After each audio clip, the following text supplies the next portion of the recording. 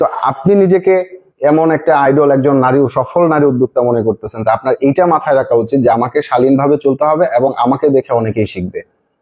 আমাকে দেখে অনেকেই শিখবে। আপনার মতো এত হায়ার সোসাইটি যে সবাই তো ইয়া করে না, বিলং করে না, কারণ হচ্ছে ওদের তো একটা সমাজ মেনটেন করতে হয়, ওদের একটা সমাজ মেনটেন করতে হয়, ওদের একজনের কাছে জবাবদিহিতা আছে, মার কাছে, বাবার কাছে, ভাইয়ের কাছে বা আত্মীয় স্বজনের কাছে একটা জবাবদিহিতা থাকে, জবাবদিহিতার একটা জায়গা থাকে, শালীনতার একটা জায়গা থাকে। মুসলিম কান্ট্রিতে এইভাবে, এটা ইউরোপ কান্ট্রি না যে আমি যেভাবে মন চাই সেভাবে চললাম।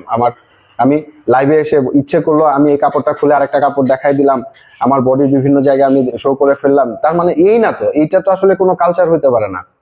আমি জানি না যে এটা মানুষ কিভাবে নেয়, কি ধরনের ইয়ে নেয়, কারণ এইগুলা দেখে আমি আসলে আপসেট যে আমার মেয়ে এখান থেকে কি শিখতেছে। আমি তো এই ধরনের পরিবারে অভ্যস্ত না।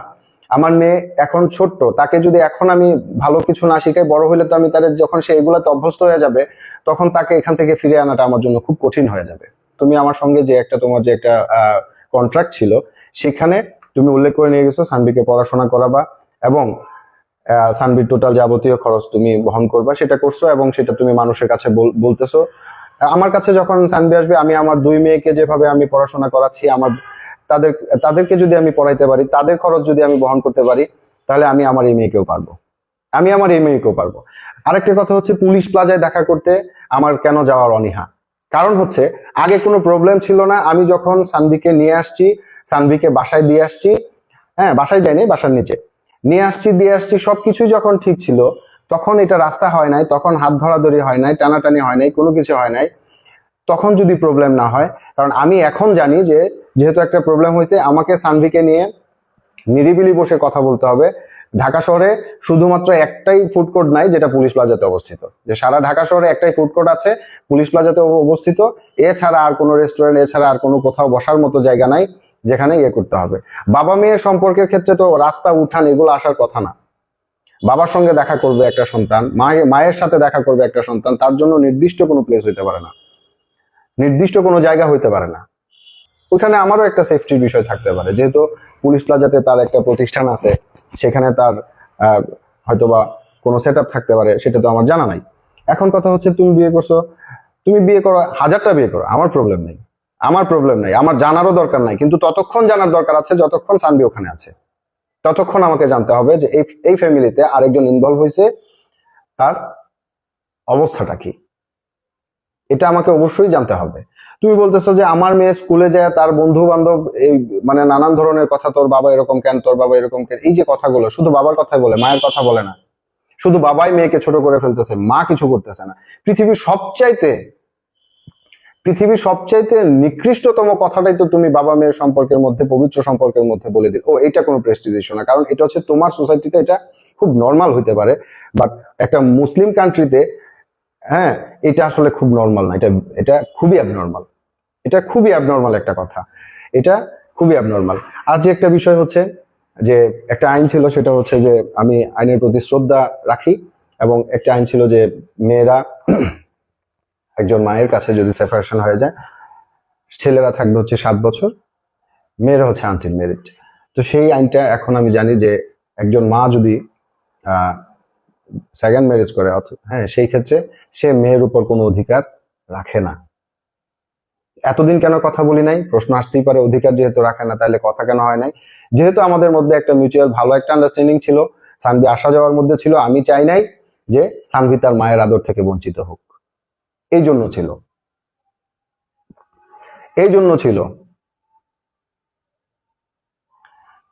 আমি গতকাল একটা জায়গায় ঘুরতে গেছি, ভালো লাগার জায়গা থেকে আমি ফেসবুকে একটা পোস্ট দিয়েছি। এমন না যে আমি ফেসবুকটা এই 2, 4, 5 দিন অথবা 1 সপ্তাহ অথবা 1 মাস ধরে ইউজ করতেছি। আপনারা যখন ফেসবুকের সাথে পরিচিতও না, তখন থেকে আমি ফেসবুক চালাই, তখন থেকে আমার ফেসবুকের সাথে টুকটাক কিছু না কিছু কানেকশন রয়েছে। তো সেই ক্ষেত্রে আমার অফিস কলিগরা, যেহেতু আমি একটু মেন্টালি একটু ডিস্টার্ব আছি, আমার অফিস কলিগরা আমাকে একটু মেন্টালি রিফ্রেশমেন্ট দেওয়ার জন্য তারা একটা পিকনিকের আয়োজন করছে এবং আমি তাদের সাথে অ্যাটেন্ড হই। তো একটা পিকনিকে গেলে, একটা ট্যুরে গেলে, একটা ছবি প্রকাশ করা, একটা কথা বলা, হ্যাঁ, এটা খুব স্বাভাবিক, কিন্তু এটাকে আপনারা কি করলেন, খুব অস্বাভাবিক বানায় ফেললেন, যে মেয়ের সঙ্গে বাবা কাতর থাকার কথা, বিছানায় পড়ে থাকার কথা, তাহলে কি আমার সব কিছু বাদ দিয়ে এখন এটা নিয়ে, ওটা তো ওটার প্রসেসে চলতেছে, আমি নাকি মানে তাকে আবার ফিরিয়ে আনার প্রস্তাব, এটা একটা মানে হাস্যকর একটা বিষয়।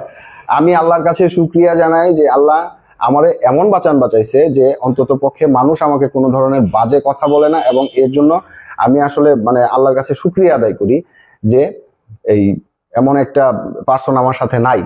তো এই ধরনের হাস্যকর কথা বলে সে আবারও মানুষের মনে জায়গা করতে চায়, মানুষের মনে সিম্পিতি আদায় করতে চায়। টাকা পয়সার যে বিষয়টা বলছে সে, আমি তার কাছ থেকে লক্ষ লক্ষ টাকা নিয়ে গেছি, লক্ষ লক্ষ টাকা সে আমাকে দিয়ে দিছে, এই ধরনের উদ্ভট অবান্তর কথা। হ্যাঁ, কেউ কাউকে এইভাবে লক্ষ লক্ষ টাকা বিলিয়ে দেয়, এবং সে যে মেয়ের পিছনে খরচ করে, পৃথিবীতে এমন কোনো মা বাবা আমি দেখি নাই যে সন্তানের পিছনে কি খরচ করলো কি করলো না করলো এগুলোর চুল ছেঁড়া বিশ্লেষণ হাজার হাজার মানুষের সামনে আইসা দেয়, এটা আমার জানা নাই।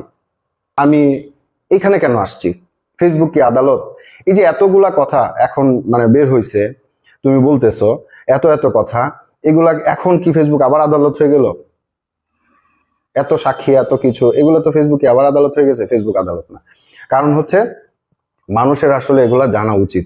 এই কারণেই জানা উচিত কারণ একজনকে দেখেই মানুষ শিক্ষা নেয়, একজনকে দেখেই মানুষ শিখে।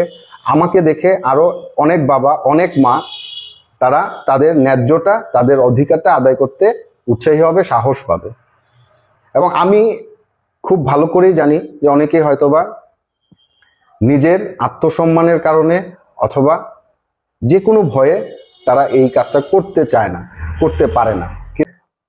হাজার হাজার নারী উদ্যোক্তা আছেন যারা কোনো না কোনো প্রোডাক্ট নিয়ে, কোনো না কোনো আইটেম নিয়ে ফেসবুকে অথবা সোশ্যাল মার্কেটিং এ অথবা অফলাইন মার্কেটিং ওনারা করতেছেন, কিন্তু কেউ এতটা উগ্র না। এবং এই যে মানুষকে কথায় কথায় গালাগালি দেওয়া, একটা শিশুর জন্য তার প্রথম মানে শিক্ষাটা আসে হচ্ছে তার মায়ের কাছ থেকে। তো এইভাবে মানুষকে মানুষ মনে না করা, মানুষকে তাচ্ছিল্য করে কথা বলা, মানুষকে অপমান করে কথা বলা, এগুলো তো আমার মেয়ে শিখবে, কারণ মা হচ্ছে তার একটা সন্তানের, মা হচ্ছে জীবনের প্রথম শিক্ষাগুরু। তো এগুলা কিন্তু ভাবার বিষয়।